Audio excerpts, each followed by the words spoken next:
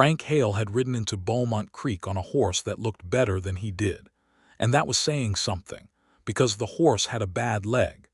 It was the spring of 1884, and the dust of the Texas Panhandle had settled into every crease of Frank's face like it had taken out a permanent lease. He was 38 years old, and he moved like a man who had been asked too many times by life to do things that life had no right asking. His back ached in the mornings, deep and grinding, the kind of ache that didn't get better after coffee. His right shoulder, which had been dislocated twice, once in a cattle stampede near Abilene, and once in a brawl outside a saloon in Dodge City that he had not started, but had certainly finished, made a sound like a green branch snapping whenever he reached too high. He had a scar along his jaw that people always asked about, and he never answered, and he walked with a slight lean to the left that had been there so long he no longer noticed it. He was not a broken man. He had to remind himself of that sometimes, especially on mornings when the ache spread from his back into his hips and his hands were slow to close. He was not broken. He was just well used. He had been a cattle drover for 15 years, working the long trails from Texas up through Kansas, sleeping under open sky more nights than he'd slept under a roof, eating food that was barely food, riding until his thighs were leather, and his spirit was something close behind. He had been good at it once, genuinely and purely good at it, the kind of man other drovers looked to when a river crossing went wrong or a herd spooked in the dark. He had known cattle the way some men know their own children, instinctively, by sound and movement and smell. But the cattle trail business was changing, and Frank Hale, who had never been good at changing with things, had felt himself slowly becoming a relic. The railroads were reaching deeper into Texas now, making the long drives shorter and eventually unnecessary. The big outfits were getting bigger, and the old freelance drovers who had once been kings of the open range were finding themselves squeezed out, their particular kind of expertise becoming less valuable with every season that passed. Frank had tried ranching on his own. He'd bought 40 acres of land outside Beaumont Creek 4 years ago with the last of his trail savings, a piece of ground that sat along a decent creek with enough grass to support a small herd. He'd built himself a house, if you could call it that, a 2-room structure of rough-cut timber and sod that kept out most of the rain when the rain came from the north.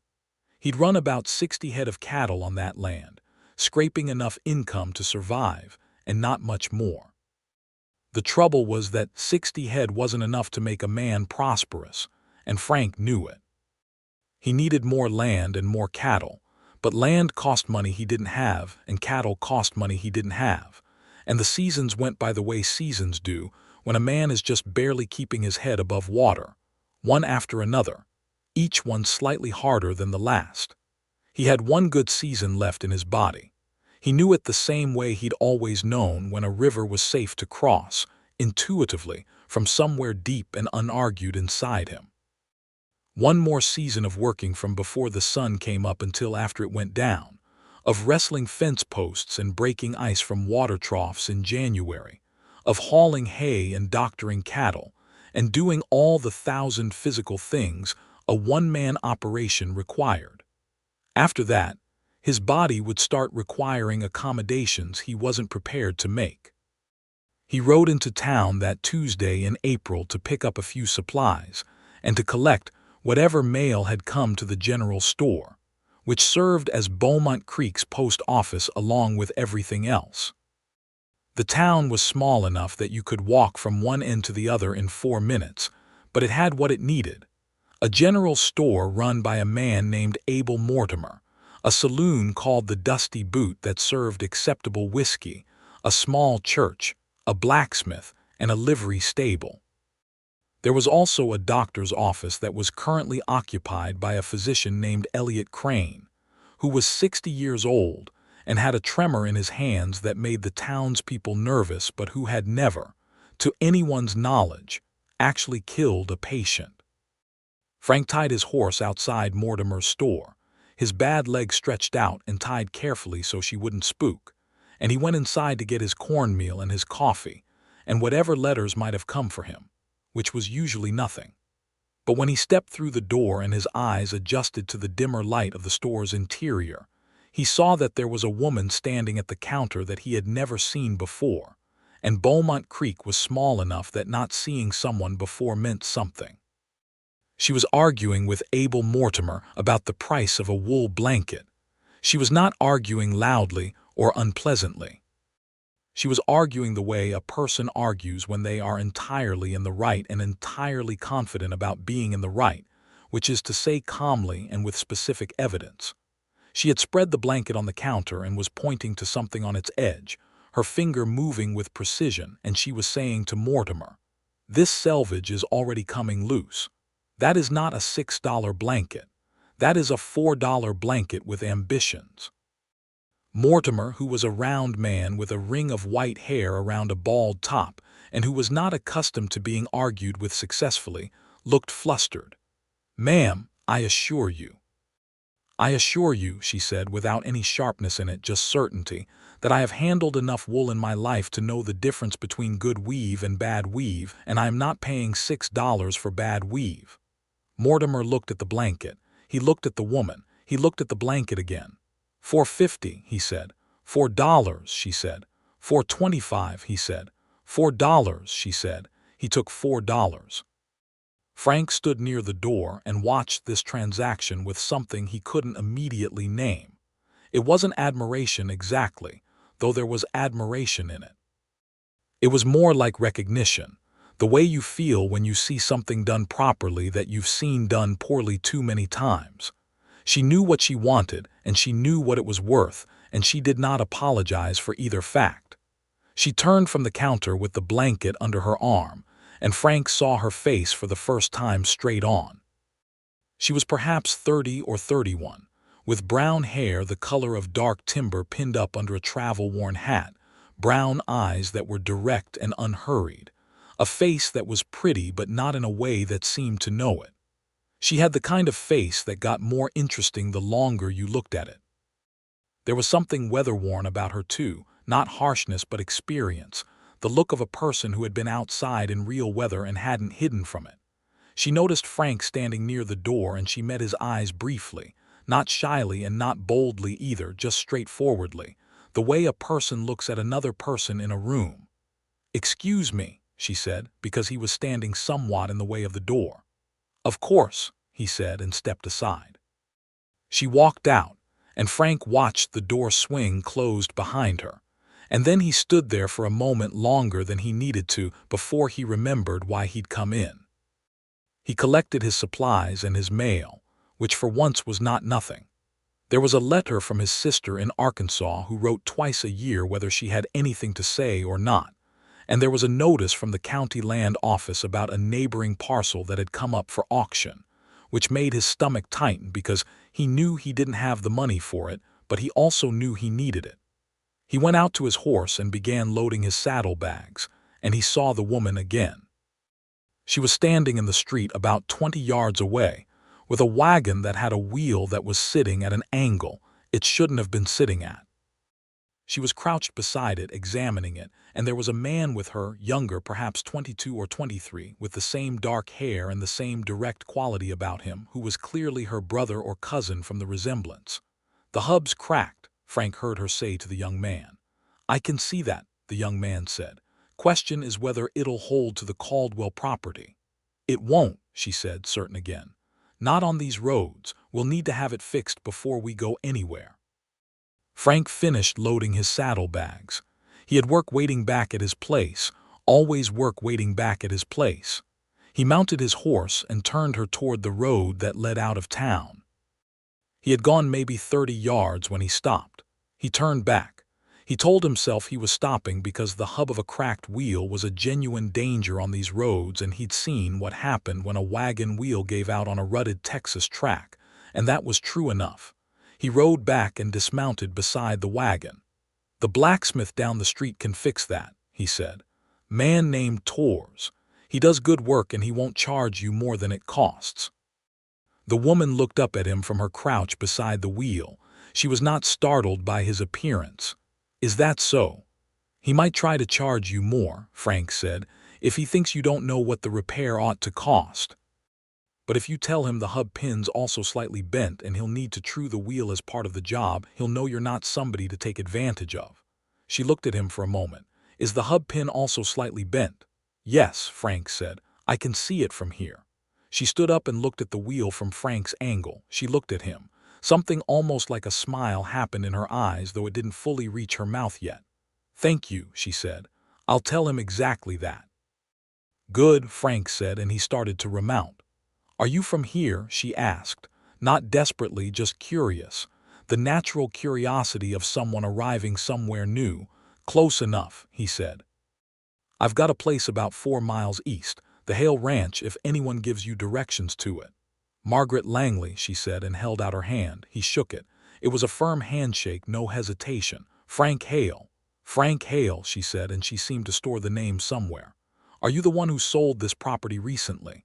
The county land office mentioned a Hale Ranch in some papers we received." "No," Frank said. "That be the Hale property to the south. Different branch of the family, no relation to me." He paused. "What papers?" She looked at him with those unhurried eyes. "My mother's sister died 8 months ago. She owned land east of here. We've been settling her estate, and part of that involves coming out to see the property." Frank knew immediately which property she meant, and it felt like a cold hand pressed briefly against the back of his neck. The Caldwell parcel, which was the same parcel the county land office had just sent him notice about being up for auction. "Ruth Caldwell was your aunt," Frank said. "She was," Maggie said, and something in her face shifted, something that was grief but well managed, stored away properly rather than displayed. "Did you know her?" "She was a neighbor," Frank said. "A good woman. I'm sorry for your loss." "Thank you," she said, and she meant it, but she wasn't about to be drawn into sentiment on a street corner with a man she'd just met. "So you're familiar with the land?" "Very familiar," Frank said. She looked at him with the straight-on look that he was already understanding was just how she looked at things. "I suspect there's more to that story," she said, "but this isn't the moment for it. We need to see about this wheel." "You do," Frank agreed. "Perhaps we'll see each other again, Mr. Hale," she said. "Probably," Frank said, because Beaumont Creek was 4 streets wide and the Caldwell land butted up against his own property line along its entire eastern edge. He rode home. He put his horse in the barn, and he unloaded his supplies, and he stood in his kitchen, which was the larger of his 2 rooms, and which had a stove he'd bought used from a family leaving for California, and he made coffee, and he looked at the county land office notice. The Caldwell parcel was 220 acres. It had decent water, a reliable spring that fed into the same creek that ran through Frank's property, and enough grass to run an additional 150 head. If Frank could add that land to his own 40 acres, he would have a ranch worth operating. He would have the kind of operation that could survive a hard year, that could grow instead of just barely holding on. He would have 10 more years of real work in him if he had that land. Without it, he had 1 season, maybe 2. And then what? He would be a worn-out drover in his 40s, too old to trail and too strapped to ranch, and there was no good answer waiting on the other side of that math. But he didn't have the money for an auction, and he didn't know what Margaret Langley and whoever else was in that family intended to do with their dead aunt's land. He drank his coffee and looked out his window at the eastern sky, where the Caldwell land was, where the spring ran clear and cold, and the grass was good. He went to bed troubled and slept worse than usual. Maggie Langley had not come to Beaumont Creek intending to stay. She had come with her younger brother Daniel, who was 22 and who had the family's dark hair and the family's stubbornness, to assess the property their aunt had left behind and to decide what to do with it. Maggie was 30 years old, recently and not terribly unhappily widowed. Her husband Thomas Langley had died of fever in St. Louis 14 months ago, a man she had respected and been fond of but had never been overcome by. And she had been living in Kansas City since the marriage, working as a seamstress with enough skill to make it more than survival. But Kansas City had not felt like permanence to Maggie, even before Thomas died. It felt like a waiting room. She had grown up in Arkansas, in the kind of practical outdoor country that made you capable, and city life had always seemed to her like wearing shoes 2 sizes too small. You could do it. You just never forgot you were doing it. Her Aunt Ruth had been her mother's older sister, the adventurous one, the one who had come to Texas when Texas still felt like the edge of the world, and had filed on land and built something there. Maggie had visited her twice as a child and had never forgotten the space, the sky, the sense of being in a place where things were still being decided. Ruth Caldwell had never married. She had run her land with hired hands when she could afford them and alone when she couldn't, and she had done it for 22 years until her heart gave out the previous September. The will had been simple. Ruth had left the land and everything on it to Maggie, specifically to Maggie and not to Maggie's mother or Daniel or any other member of the family, because, as Ruth's brief accompanying letter had stated in handwriting that was iron firm even at the end, "You're the only one who'll know what to do with it." Maggie had come to see whether that was true.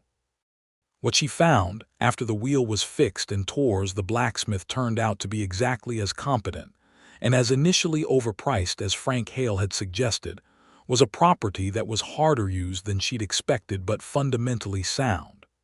The house was better than she'd anticipated, a proper frame house with 3 rooms, a stone chimney, and a cellar that was dry and cool. The fences needed work, considerable work, and the barn needed a new roof section along its eastern side where winter had done damage. The spring was exactly as good as it was supposed to be. There were 12 cattle still on the property, old range stock that Ruth's part-time hand had been tending through the winter and spring with an air of uncertainty about what was going to happen next. The hand, a quiet man of about 40 named Paco Rios, had stayed on past his expected time out of a kind of loyalty to the land and a disinclination to leave until someone told him what was what. Maggie walked the property on her second day, all 220 acres of it, while Daniel stayed to inventory the house. She walked it in practical boots and a divided skirt that was not fashionable but was functional, and she took stock of every fence line and water source and patch of ground. And by the time she came back to the house with evening starting its slow, golden descent over the panhandle sky, she had made a decision so cleanly and completely that she barely recognized it as a decision at all. She was going to stay. She told Daniel that night over a simple supper of beans and salt pork, and Daniel looked at her for a long moment and then said, "You sure?" "I'm sure," she said. "It's a lot of work," he said, "for one person." "I know it is," she said. "I'm not afraid of work." Daniel was quiet. "What about Kansas City?" "What about it?" she said. He didn't have a good answer for that. Neither of them had found Kansas City indispensable. "I'll stay through the summer," he said. "Help you get things fixed up." "I'd appreciate that," she said, and she meant it more than she said. Frank Hale came to the Caldwell property, Maggie's property. He made himself think of it as Maggie's property on the 4th day after she arrived, riding over in the early morning with a clear and practical purpose prepared. He had thought about it carefully. He was going to ask her if she had any intentions of selling the land. He was going to ask her plainly and without pressure, and if the answer was no, he would accept that and figure out something else, and if the answer was maybe, he would make a fair offer and they would see. That was the plan. He found Maggie on the roof of the barn. She was up there with a hammer and a fistful of nails, working on the section that needed replacing, and she was doing it with competence and no apparent anxiety about being 8 feet off the ground with nothing between her and the packed earth below. Daniel was up there too, cutting boards on a makeshift sawbench that was propped against the barn wall. Frank stopped his horse and looked up. Maggie looked down. "Mr. Hale," she said, not stopping her work. "Miss Langley," he said. "Mrs.," she said, not sharply, just as a correction. "Though Maggie's fine if that's easier." "Maggie," he said, "I came to see if you'd be willing to talk." "I'm willing to talk," she said, driving a nail, Come back in an hour, we're finishing this section before it rains. He looked at the sky. It was clear blue from one end to the other. It's not going to rain today, he said. It rained last night, she said, and the night before. Another one's coming, maybe 2 days out. I'd like to have this done first. Frank looked at the sky again with the attention he'd been giving the sky for 20 years. She wasn't wrong. There was a quality to the light and the air that he'd been not quite noticing all morning, and she had noticed it and stated it without ceremony. Mind if I help? He said. She looked at him, that straight-on look. You know roofing? Some, he said. Come up then, she said. He tied his horse and climbed up the ladder and spent the next hour working alongside Maggie Langley and her brother, and he found that she was efficient and sure-handed and did not make small talk but was not cold either. She worked the way people work when work is familiar and normal, and not something to be made a production of. Daniel was friendly enough, a young man with his sister's directness and a more ready laugh than she had, and he asked Frank easy questions about the land and the county as they worked. When the section was done and they climbed down, Maggie went to the pump near the house and washed her hands and face, and she didn't seem to feel any particular need to explain this or apologize for it. Frank waited. Daniel went inside, mentioning something about coffee. So, Maggie said, drying her hands on a cloth that hung from the pump, you want to know if I'm selling? Frank was briefly wrong-footed by the directness of it. Yes, he said. I'm not, she said. He had expected this might be the answer. He had not expected it to land quite as heavily as it did. He nodded. I see. I know this land adjoins yours, she said. I talked to Abel Mortimer in town. He mentioned that you'd been interested in this parcel. Frank felt a flash of annoyance at Mortimer but didn't show it. I won't pretend it wouldn't be useful to me, he said, but your land is your land. She looked at him, and he had the sense again of being looked at with real attention, not measuring or critical but genuinely observant, the way a skilled person assesses a situation. The spring, she said. Your property's water comes partly from this drainage. Yes, he said. How long have you been managing that? 4 years since I bought my place, he said. Your aunt and I had an informal arrangement. She let me run a pipe extension from the spring outlet during dry summers, and I kept her north fence line in repair, which she didn't have the hands for. Maggie nodded slowly. She didn't mention that in any papers. It wasn't that kind of arrangement, Frank said. It was a neighbor arrangement. She was quiet for a moment, looking toward the spring in the middle distance, which you couldn't see from here but whose general direction was clear from the willow growth. I want to keep that arrangement, she said. The fence work and the water access, if you're willing. Frank looked at her. You just got here, he said. I know, she said. But I also know I'm one person with 12 cattle and a barn that needed a new roof, and I know good neighbors matter more than anything else out here.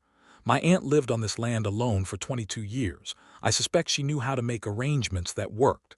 She did, Frank said. He paused. She was a remarkable woman. Something warm moved through Maggie's expression and settled. Yes, she said. She was. She tucked the drying cloth back over the pump handle. Stay for coffee, Mr. Hale. Frank, he said, the smallest smile, the first real one he'd seen from her.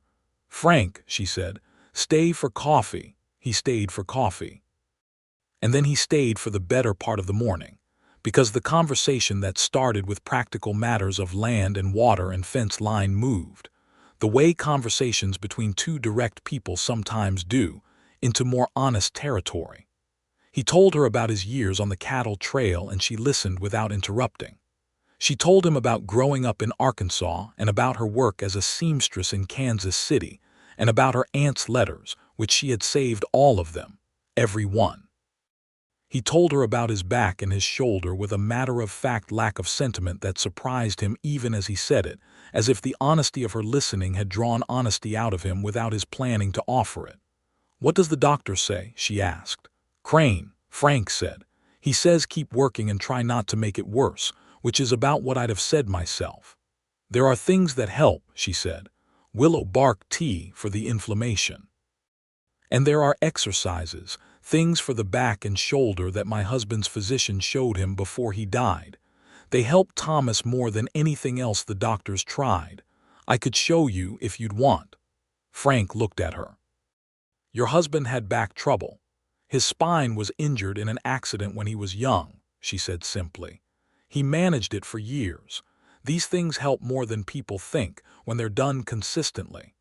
Frank thought about saying no, about maintaining the self-sufficiency that was so deeply ingrained in him that accepting help felt physically uncomfortable. But he looked at his hands on the coffee cup, at the way his right hand was already slightly stiff this morning from the roofing work, and he thought about one season left, and he said, "I might take you up on that." The summer of 1884 opened like a hand. The grass came up thick, and the creek ran full, and Frank's cattle were fat and doing well. And across the fence line, Maggie Langley and her brother worked the Caldwell land with a thoroughness that Frank found himself watching with something that he did not immediately identify as admiration. He came to help when help was needed, and help was often needed, and she came to help when help was needed on his side, and help was always needed on his side. It was not a formal arrangement, and neither of them named it anything. It was simply the way neighbors work when they are good neighbors, and when the work is too much for one person. But it was becoming something else, and Frank knew it, and he suspected Maggie knew it, and neither of them said anything about it for a long time, which was a kind of saying something in itself. She taught him the exercises for his back and shoulder, which he did every morning before anything else, kneeling on the floor of his house in the gray early light and moving through them slowly and with concentration. He felt ridiculous for the first week. He felt measurably better by the third week. By the end of May, his back was the best it had been in 2 years, and his shoulder stopped making the snapping sound when he reached too high, and he stood in his kitchen one morning and noticed the absence of the grinding ache and felt something he hadn't felt in a while, which was like opening a door onto a room he'd thought was sealed. He told her, one evening when she came over to help mend his north fence, which had been knocked by cattle again, and which he suspected was his own cattle being contrary. "The exercises," he said, handing her the wire stretcher while he held the post. "They're working." She looked at him with an expression he was learning to read, which was pleased but not surprised. "I told you they would," she said. "You did," he said. "I should have thanked you before now." "You thanked me," she said. "Not properly," he said. She pulled the wire taut with an ease that still impressed him after all this time seeing it. "How does your back feel this morning?" she asked. "Good," he said, and then, because it was true and because she deserved the full truth of it, really good. "Like something has been let loose." The quiet, pleased expression again. "That's what it's supposed to feel like," she said. They worked on the fence until the light got thin, and then she stayed for supper, which Frank had made. A decent beef stew with the biscuits that were his one real cooking accomplishment. Daniel had gone into town for the evening with a couple of young men he'd met at Tor's blacksmith shop, who played cards together on Wednesday evenings. And so it was just Frank and Maggie at his rough table with the lamp between them and the wide Texas night outside the window. It was a comfortable meal and a comfortable evening, which was a thing Frank had not had in so long he'd forgotten what it felt like. They talked about everything and nothing in the particular way of two people who are actually comfortable together, who do not need to fill silence but do not need to maintain it either. She told him about her aunt's letters again, about how Ruth had described the land in winter, the way the frost came down and made the dead grass into silver, and he listened with the pleasure of hearing someone describe a place he loved the way they loved it. She wrote once that she'd never understood what people meant when they talked about being lonely until she came out here, Maggie said, and then once she understood it, she stopped being afraid of it. "How's that?" Frank said. "She said loneliness was just space," Maggie said, looking at the lamp flame. "It only hurt if you fought it. If you let it be what it was just space, and space you could live in." Frank thought about that. He thought about his years on the trail, the long nights, the vast silences, the way you either made peace with yourself or you went slowly mad. "Your aunt was wise," he said. "She was," Maggie said. "She was also funny, which people didn't expect." She smiled, and the smile was full this time, warm and real. She wrote me once about a bull she'd named Senator because of the way he stood around looking important and doing nothing useful. Frank laughed, genuinely, the kind of laugh that surprises a man because he's out of practice. It felt good. It felt like something his body had been waiting to do. She looked at him when he laughed, and there was something in her face in that moment that he saw and that made his heart do something inconvenient, something it had not done in years and years, something he was not prepared for at the dinner table over beef stew. She looked away and said something about the senator's probable fate, and Frank gathered himself and responded, and the evening moved on as evenings do, but the moment had happened and he knew it, and he had the feeling she knew it too. Daniel's presence that summer was both a help and a kind of shield. When he was there, working alongside them, the three of them had the easy camaraderie of a small crew, joking and trading complaints, and the particular comfortable banter of people who are working hard together toward the same general aims. When he was gone, which was increasingly often as he spent his evenings in town and made friends with the ease of a 22-year-old in a new place, Frank and Maggie found themselves in a different kind of quiet with each other. It was not an uncomfortable quiet. It was just one with more weight in it. July came with its full Texas summer heat, the kind of heat that pressed down like a physical thing and made you plan your work around it, doing the heavy labor in the early morning and late afternoon, and spending the hottest middle hours on tasks that could be done in the shade. Frank had always run his cattle to the creek during July, the animals crowding the water in the heat, and Maggie's cattle came along naturally since they shared the water source. And more than once Frank came to the creek's bank to check on his animals and found Maggie already there, standing in the shade of the cottonwoods with her hat pushed back, watching the cattle the way good ranchers watch cattle, with the kind of attention that looks like idleness but is not. One afternoon in mid-July, they were both at the creek, and the heat was exceptional, and there was a moment of stillness between them that felt different from the usual comfortable silences. Frank was looking at the water, and so was she, and they were standing perhaps 3 feet apart, and the cottonwood leaves were turning silver in a hot south wind. "Can I ask you something personal?" she said. "You can ask," he said. "Were you ever married?" "No," he said. She nodded, not pressing, but he found he wanted to answer fully, which was unusual for him. "I was engaged once," he said. 17 years ago. She was a good woman. She couldn't wait for me to be done trailing, and I couldn't stop trailing because I didn't know what I'd be without it. That wasn't her fault." "No," Maggie said, "it wasn't. What about he started?" "Thomas was a good man," she said, which was what she always said, and he'd learned it was true and also complete, the whole story in 5 words, the kind of marriage that was decent and real and not the thing you dreamed about, and that was all there was to say about it. "You loved him," Frank said. "I did," she said. "In the way you love someone you're glad is in the world, not the other way." Frank looked at the water. A great blue heron was standing upstream, absolutely still, its patience geological. "What is the other way?" he said, and he was not entirely sure why he said it. Maggie was quiet for a long time. The heron didn't move. A cow waded into the shallows somewhere behind them. "Like you can't quite see the edges of the world properly without them," she said. The heron lifted without warning and flew downstream, its great wings slow and certain, and Frank watched it until it was gone around the bend, and he was very aware of the 3 feet of space between him and Maggie Langley, and the sound of her breathing and the heat, and the silver cottonwood leaves. He did not say anything in response to what she'd said. But he thought about it for the rest of that day and into the evening, and for several days after, the way you think about something that has named a thing you'd been unable to name. In August, a man named Caldwell, the son of a man who had sold the land to Ruth Caldwell decades earlier and felt the sale had been improper, arrived in Beaumont Creek with a lawyer from Fort Worth and a claim that the land had never been legally transferred. The claim was almost certainly without merit, Frank's quick assessment told him, because Ruth had held that land for 22 years with a clear deed. But it was the kind of claim that needed answering, and the answering required a lawyer of their own, and Maggie did not have easy access to a lawyer. Frank knew a man.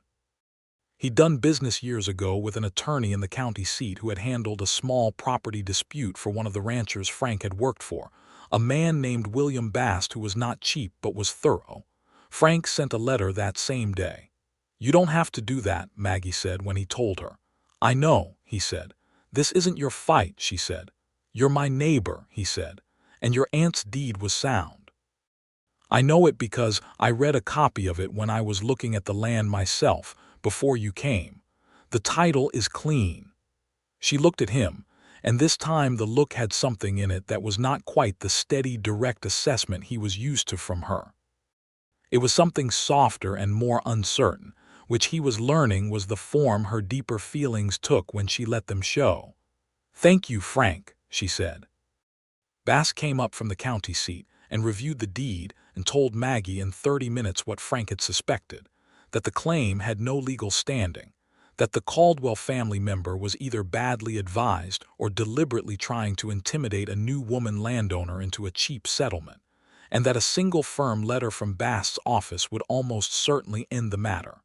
It did end the matter, within a week.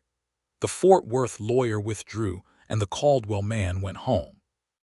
The incident left something behind it, though, something that Frank saw in Maggie in the days after, a recognition of how alone she was, legally and practically, without any family who could be here, without any established standing in this community beyond what she built herself. It wasn't fear in her. She wasn't afraid. It was more like the acknowledgement of a real thing, that this life she had chosen was going to require her to be self-sufficient in ways that not everyone could manage, and that she was going to need to build the structures, the relationships, the standing that would make it sustainable. He saw her working through this in the set of her jaw in the evenings, and in the way she went about her work with a deliberateness that was more intentional than usual. And he saw something else, which was that Daniel was becoming restless. Frank had noticed it before the Caldwell incident, the way Daniel's eyes moved toward the horizon more frequently, the way he talked about places, about a cousin in New Mexico, about stories of cattle operations further west, about the easy specific restlessness of a young man who is somewhere temporarily and knows it. Daniel was a good worker and Maggie's devoted brother, but he was 22 and this was his sister's life, not his own, and the summer was wearing on toward fall. Frank didn't say anything about it. It wasn't his place. But Maggie saw it too, and it was Maggie who addressed it, one evening when the three of them were sitting on the porch after supper, the September sky going deep blue above them and the first edges of fall in the air. "You should go to New Mexico, Dan," she said. Daniel went still. "I'm not leaving you out here alone," he said. "I'm not alone," she said. "I have Paco, and I have a neighbor who comes more often than his own work probably allows, and I have 11 cattle who are very concerned about my well-being." She paused. "Go do your own thing. Come back at Christmas if you want. Go." Daniel looked at Frank as if for confirmation or argument. "She's right," Frank said. "She'll be fine." Daniel left 3 days later, with a goodbye that was long and gruff and full of the kind of love that brothers express through complaints, and Maggie watched him ride out and stood in the yard for a moment after the dust settled, and Frank stood nearby and let the moment be what it was. "I'll be fine," she said after a while. "I know you will," he said. "But it's different," she said, "being alone by choice and being alone because someone left." "Yes," he said. "It is." She turned and looked at him, and the fall light was amber and slanting, and she looked beautiful in it in a way that had nothing to do with vanity or performance. That was simply the truth of what she looked like in that light, and Frank felt the ground shift under him slightly, not literally, but in the way it does when something that has been building for months arrives at a threshold. "I'm glad you're my neighbor, Frank Hale," she said. "I'm glad you stayed," he said. There was a pause, the kind that is full of things not yet said, and then they both turned back toward the work of the day, which there was still plenty of, and the moment closed like water over a stone. But it had happened. It was there between them now, definitively, like a fence line clearly marked. Autumn came on fast that year, the way autumn in the Texas Panhandle does, without much of the gentle middle ground that people from softer climates expect. October arrived with a cold that had teeth. Frank's cattle were doing well, the best they'd been in years, and he was running them on the grass that Maggie allowed on her land in exchange for the fence maintenance he continued to do, an arrangement that was helping both of them and that they both knew it. Maggie had grown her herd to 22 cattle from the original 12, having bought some carefully selected stock at the fall market in town. She had a good eye for cattle. Frank noticed this the first time he saw her assessing animals at market, the way she walked around them with the patient thoroughness of someone who understood what she was looking at. She'd grown up around livestock in Arkansas. She told him her family had kept a small farm, and she had the kind of knowledge that comes from childhood and sits in the body rather than in the mind. One morning in late October, Frank's horse went lame. Not the bad-legged mare he'd been riding for years, who had actually improved considerably, but his working horse, his buckskin named Clay, who was 12 years old and had been the most reliable animal Frank had ever owned. Clay had got his right foreleg caught in a wire in the dark, coming down from the north pasture, and the cut wasn't deep but the leg swelled badly, and the horse was going to need rest he could not really afford in a working operation. Maggie came over the next morning and examined the leg and made a poultice from willow bark and another plant she'd collected and dried in August, something her aunt's letters had mentioned using for exactly this purpose, and she wrapped the leg with the efficiency of someone who had done this before. "He'll be right in 2 weeks if you keep it clean and keep him still," she said. "I can't keep him still," Frank said. "I need him in the north pasture." "And he'll be worse in 2 weeks," she said, with the particular patience of someone explaining something obvious. "Frank, he'll be right in 2 weeks if you keep him still. 2 weeks is not that long." "I know how long 2 weeks is," he said. "Then act like you do," she said, and there was a small arch in her voice that was almost teasing, the kind of tone you only use with someone you're comfortable with, and Frank looked at her and she looked at him, and the almost teasing went somewhere else in both of their faces. "You can borrow my horse," she said. "For the north pasture work, he's steady and he knows cattle." Frank looked at her for a moment. "Maggie." "Don't argue with the practical solution," she said. He borrowed the horse, and he kept Clay still. And 2 weeks later Clay was sound again, fully sound, not a trace of lameness, and Frank came and found Maggie where she was doing her morning work in the kitchen garden she'd put in behind the house and said, "You were right." "I usually am," she said, without looking up from the squash she was assessing for the last of the harvest. "About most things," he said. She looked up then, and whatever she saw in his face made her set down the squash and straighten and look at him properly. "Frank," she said. "I need to say something," he said. "And I'm not good at this kind of thing, so I'd ask you to hear me out before you decide anything about it." "All right," she said. He stood there in the thin October sun with his hat in his hands, which he'd removed without thinking about it, and he said, "I've been a solitary man most of my life. Not because I preferred it, not entirely, but because the life I was living didn't have much room for anything else, and then it became habit, and then I came here and I thought I was down to my last good season, that I was running on what was left rather than what was still to come." He paused. She was absolutely still, listening the way she listened, with her whole attention. "Then you showed up," he said, "and you fixed my barn roof, and you argued with Mortimer, and you taught me the exercises for my back, and you loaned me your horse, and you made good decisions about that Caldwell nonsense without blinking, and I don't know how to explain this without it sounding like less than what it is, but everything is different now. The work is different. The mornings are different. I'm different." He stopped.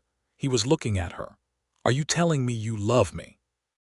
She said, and she said it gently without mockery. "I think I am," he said. "Yes, I am telling you that."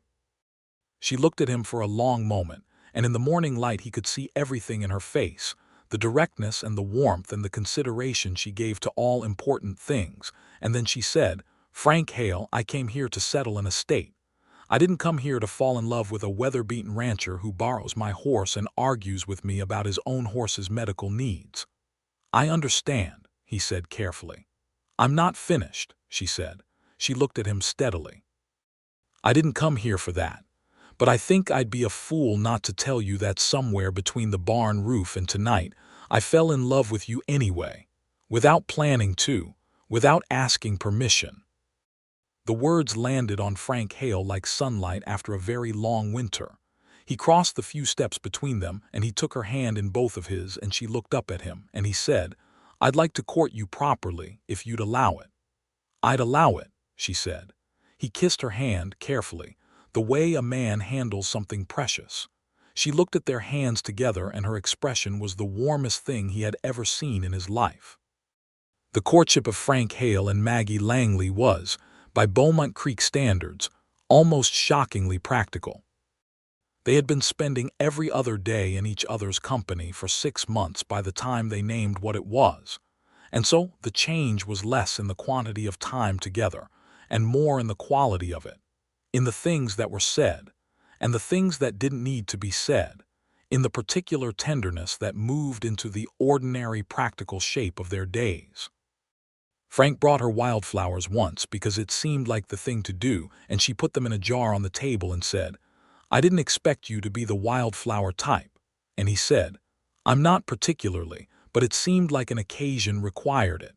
And she laughed, the full genuine laugh that he was collecting, saving up, and the jar of wildflowers sat on her table for as long as they lasted. He learned the particular texture of her moods, which was not complex but was particular. She was never arbitrary, never dramatic, never angry without reason, but she was human and had her down days, her tired days, her days when the sheer weight of running this land alone settled visibly on her, and she was quieter and less ready with the small near smiles he'd come to depend on. On those days he would simply be there, working, not requiring anything from her, and she would come back to herself by afternoon, and that would be enough. She learned his silences, which were many and which were all different. She learned the difference between the silence that meant he was thinking, the silence that meant he was tired, and the silence that meant something was worrying him that he hadn't found the words for yet. On the days of the latter, she would ask him directly, "What is it?" And he would answer eventually, which was progress he hadn't known he needed to make. November came, and the evenings got cold and long, and they spent them often together at one house or the other, sometimes with Paco Rios joining them, he being the only other person on either property, a quiet man who played a small harmonica after supper sometimes, and who seemed to take the developing situation between Frank and Maggie with the same philosophical equanimity he applied to everything else. On a cold evening in the middle of November, Maggie told Frank about a particular difficulty she hadn't mentioned before. There was a note on the property.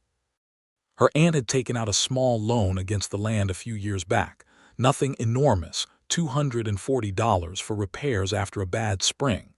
The note was held by the bank in the county seat and came due in March. Maggie had enough to pay half of it from her savings and from the small income the cattle had generated through the season, but the other half was a problem. "Why didn't you tell me this before?" Frank said. "Because it wasn't your problem," she said. "Maggie," he said. "It wasn't," she said with the quiet firmness. "I wanted to see if I could manage it myself first." "And can you?" A pause. "Half of it," she said.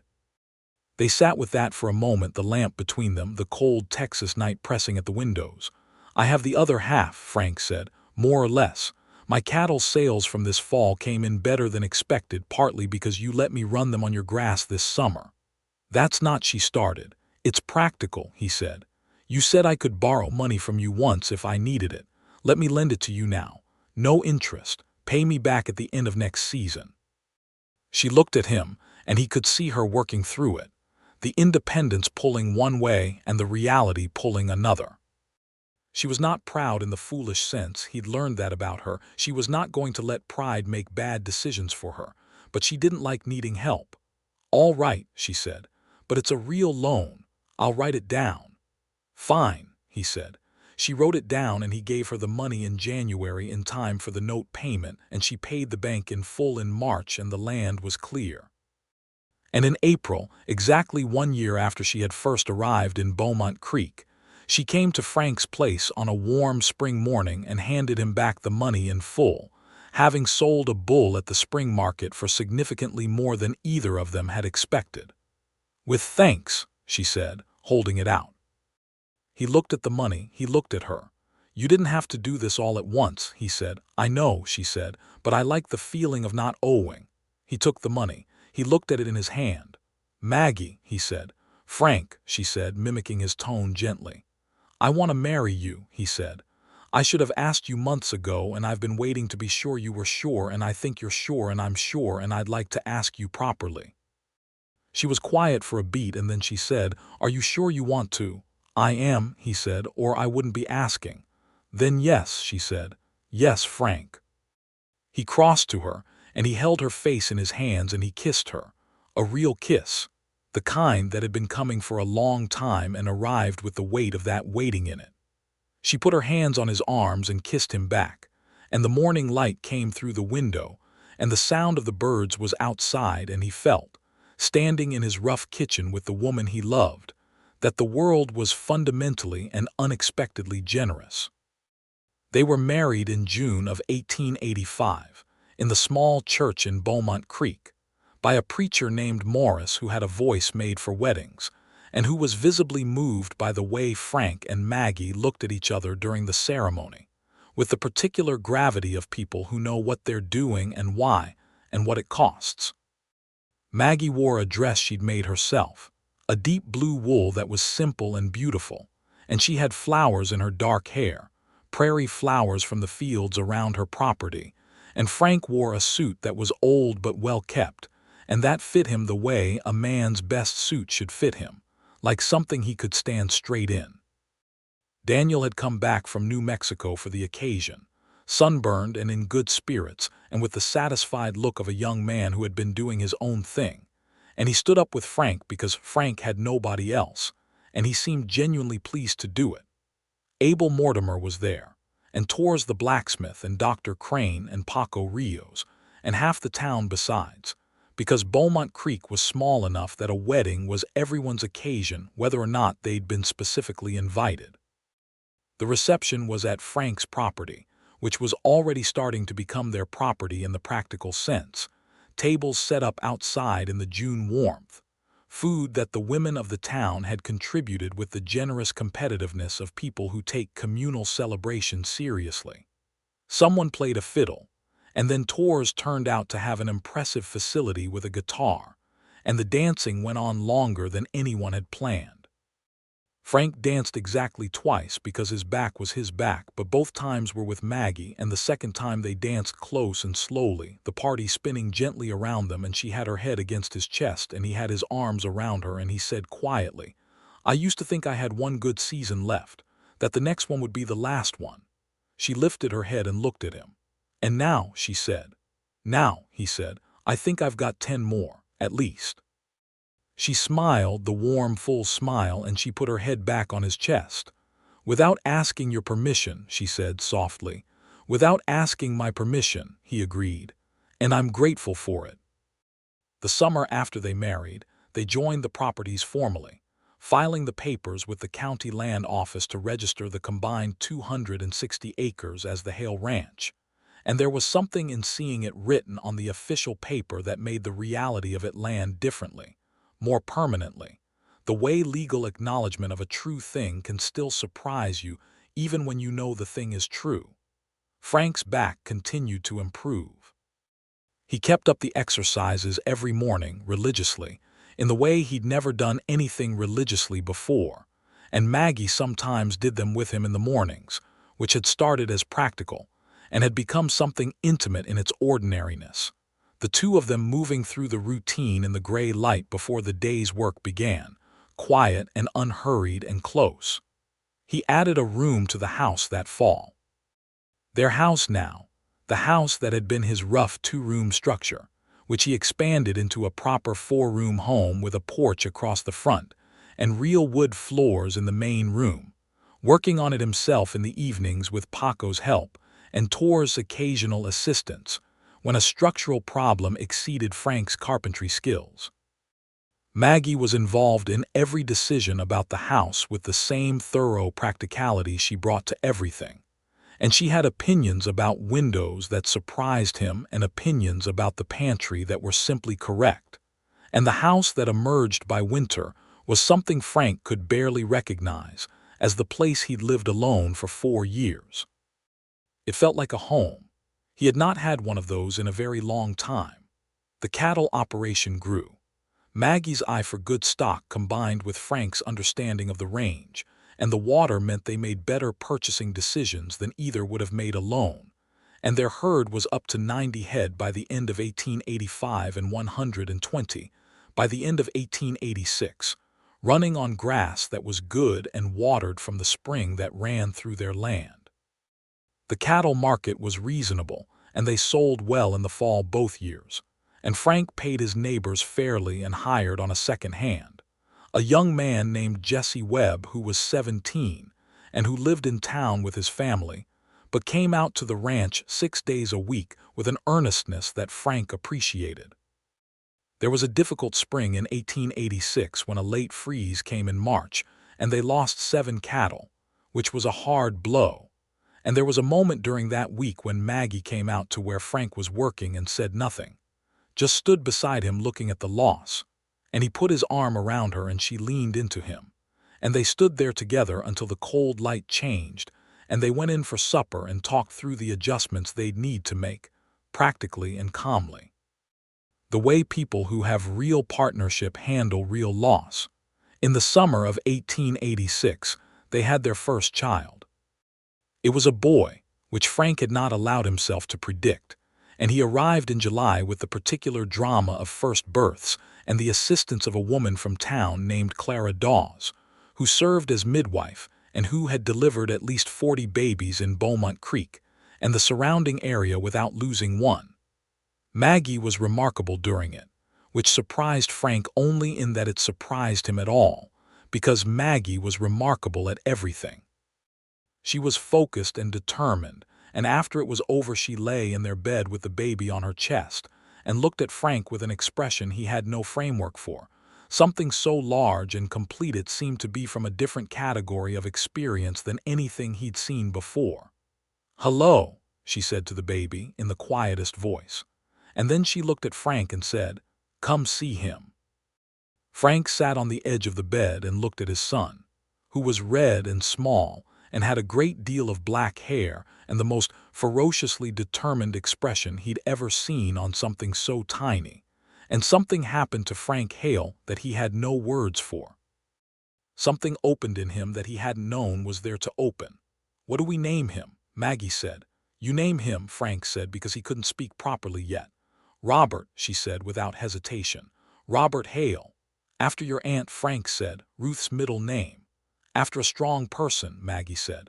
They named him Robert Daniel Hale, Daniel for her brother, and they wrote the name down, and it was real and permanent and theirs. The years that followed were not without their difficulties. The cattle business had its hard years and its good years, and they managed both. Frank's health remained steadier than he'd believed possible at 38, because he kept up the exercises, and because he had stopped doing the things that made it worse and started doing the things that made it better, and because Maggie, who paid attention to these things with practical precision, kept him honest about all of it. His back, which had been his oldest complaint, became manageable in a way he could not have imagined at 35. His shoulder stopped being a problem by the time he was 42, and he attributed this to the exercises and to the fact that he was no longer doing the particular repetitive motions of the cattle trail that had damaged it in the first place. He was ranching now, not driving, and ranching was hard work, but it was varied work, and varied work was kinder to the body than the grinding repetition of the long trails. At 45, Frank Hale was in better physical condition than he had been at 37. This was not something he would have accepted as a prediction when he'd ridden into Beaumont Creek on his bad-legged horse, with the weight of one last season pressing down on him.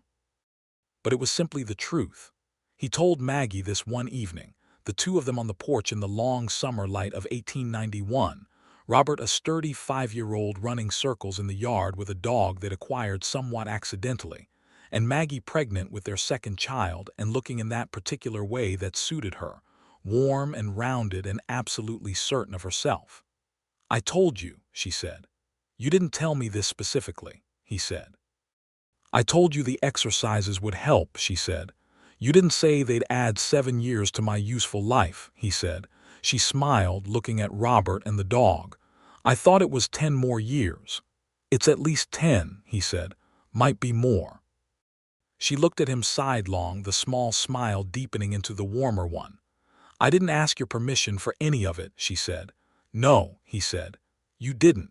He reached over and took her hand, which was warm and work-strong and familiar, the most familiar thing in the world to him now. Thank the Lord for that. Their second child arrived in October of 1891, a boy again, whom they named Thomas Ellis Hale. Thomas for Maggie's first husband, because Maggie was a fair-minded woman who felt that respect for the dead was not diminished by love for the living, and Ellis for Frank's father, whom he had not thought of with warmth in many years but thought of now with something softened by time and happiness. Thomas was a different baby from Robert entirely, calmer and more observant, lying on his back and watching the world with wide, dark eyes that were exactly his mother's, and Frank and Maggie would look at their two sons sometimes, one all motion and the other all attention, and exchange the particular knowing look of parents who find their children a continual source of astonishment. Daniel came back. He had been writing regularly from New Mexico, where he'd established himself as part of a cattle operation near Santa Fe. But in the winter of 1892, he wrote that the operation had sold and he was at loose ends and was thinking about coming back to Texas. Maggie wrote back saying there was work if he wanted it and a bed if he needed it, and Daniel arrived in February of 1893 with a lean, sunburned look and a quieter manner than the 22-year-old boy who had left, and he moved into the small room they'd kept available and became part of the ranch in a real way, a hand who was more than a hand because he was family. He was also now 31 years old, and he and Paco Rios, who had been with the ranch since Ruth Caldwell's time, had developed over the years a deep, quiet friendship, the kind that men sometimes form through long shared work, and that does not require explanation. The town of Beaumont Creek was growing, modestly but steadily, as the Texas Panhandle settled more thoroughly and the railroad got closer. New families arrived, new businesses opened. Abel Mortimer's general store was joined by a dry goods competitor who kept Mortimer honest about his prices. A proper school opened in 1888, and Robert Hale was among its first students, walking the 4 miles to town and back with the complete indifference to distance that children who grow up in open country develop naturally. Frank and Maggie became people of standing in Beaumont Creek, not in the proud way but in the practical way, people who were known to be fair and capable and good neighbors in a community where those qualities were the real currency. When disputes arose between ranchers about water rights or fence lines, Frank was sometimes asked to mediate, which he did with the same unhurried attention that Maggie had taught him was the better way to handle most things. He thought sometimes about those first months, about arriving at the land office with his notice and his empty pockets and his worn-out body, about standing in Mortimer's store and watching a woman argue about a blanket selvage with the serene confidence of someone who knew the precise value of things, about the roof of the barn and the cracked wheel hub and the horse with the bad leg and the willow bark poultice. He thought about standing at the creek under the cottonwoods with the heron and what she had said about seeing the edges of the world. He had understood it fully by now, not just intellectually but in the bone-deep way of a lived truth. The edges of his world were defined differently than they had ever been.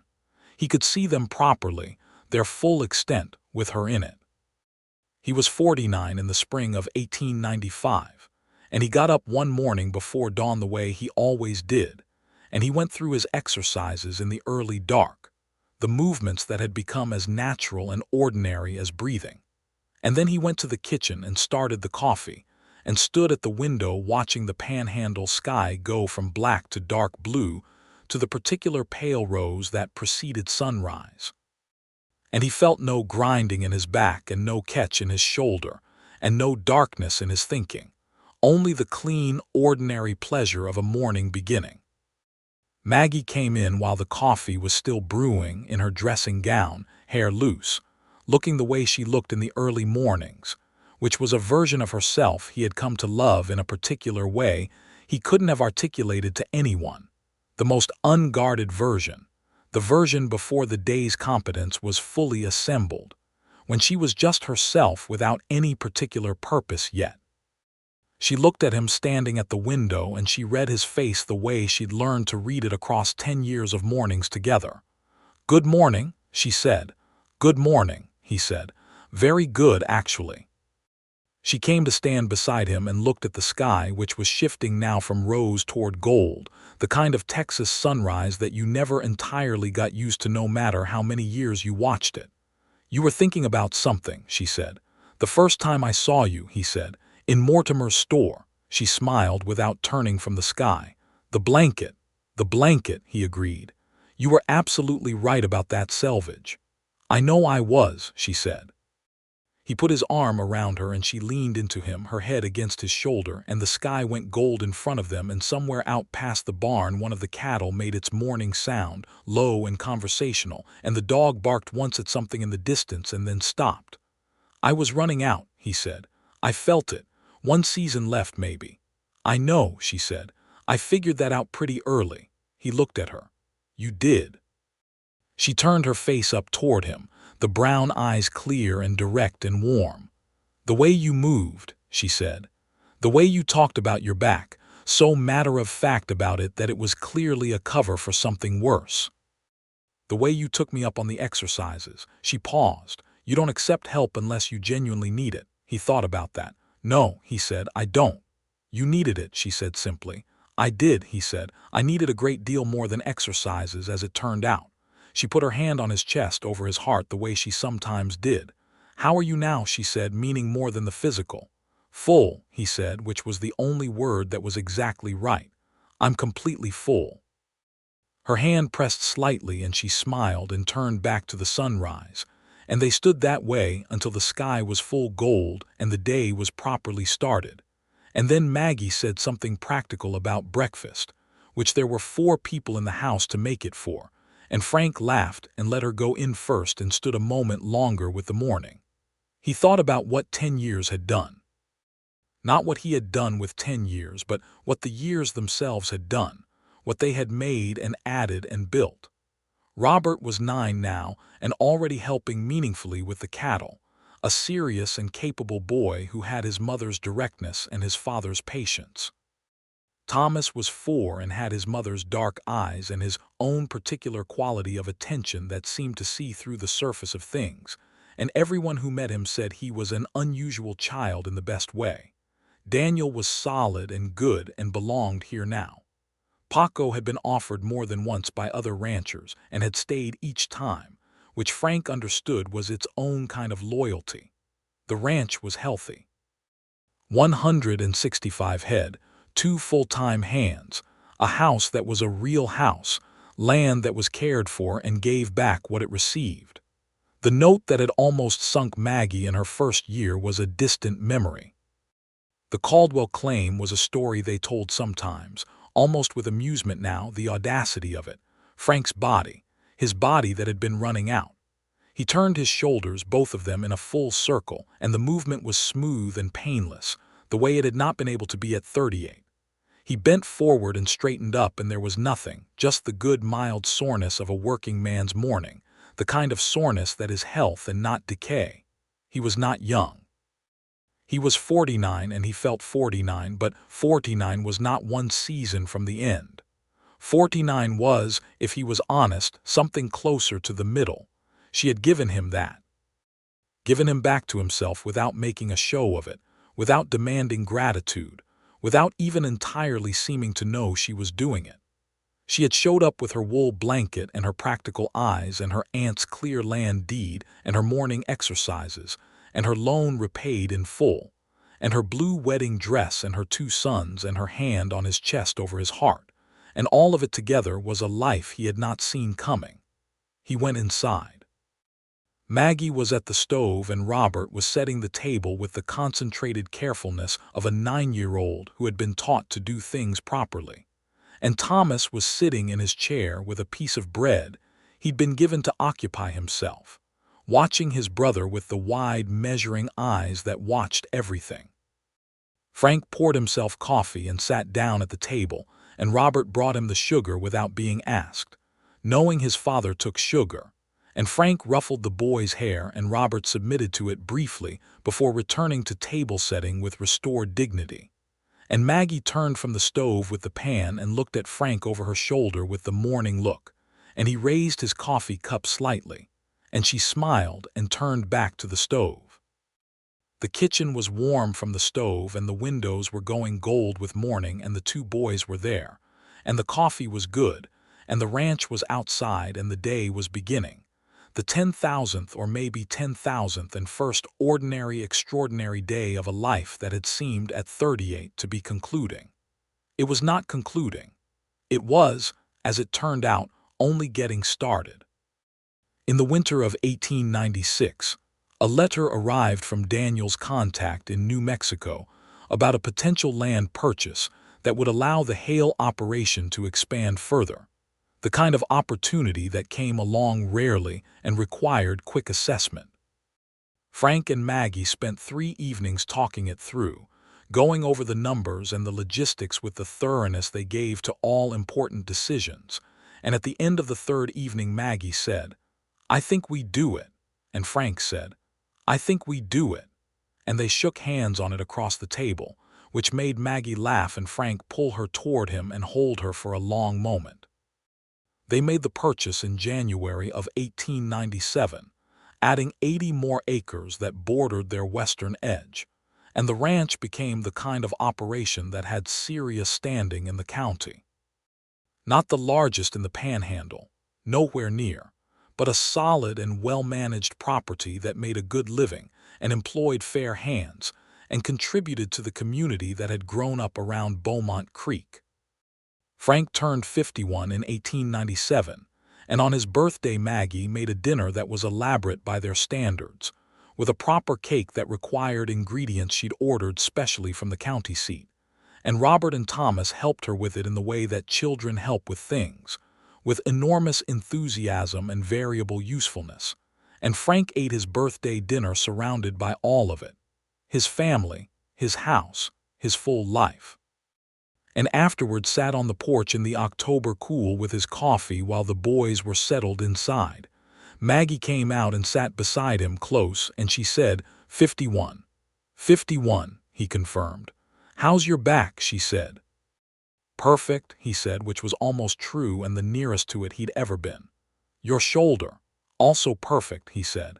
Your general estimation of how many seasons you have left, she said, and the teasing was there but warmly, the kind of teasing that is love wearing a light coat. He thought about it with the same seriousness he applied to real assessments. 20, he said, easily. She leaned against him. I'll take that. You gave them to me, he said. It only seems right you'd have them back. She was quiet for a moment, the way she was quiet when she felt something deeply. He had learned to let these silences be. I didn't give you anything, she said, eventually. I just showed up. Maggie, he said, putting his arm around her. I mean it, she said, in the honest way she meant things. You gave yourself the seasons, I just happened to be there. That is the most generous and most wrong thing you've ever said to me, he said. She laughed the full, warm laugh against his shoulder. Fine, she said. We gave each other seasons. That's exactly right, he said.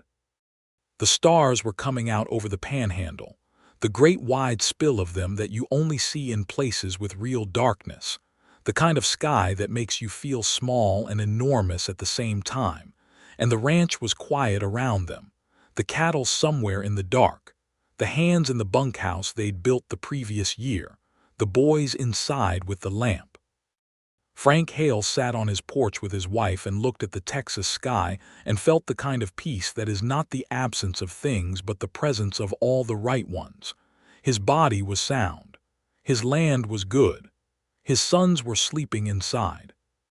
The woman beside him was the fixed point around which everything else had organized itself, had come to make sense, the axis of his life that had been misaligned for 40 years and had snapped into place one spring morning in a general store in Beaumont Creek. He had ridden into that town with one season left and a horse that looked better than he did. He had found something that gave him everything else without ever asking if he wanted it. He had wanted it. He had wanted it all along.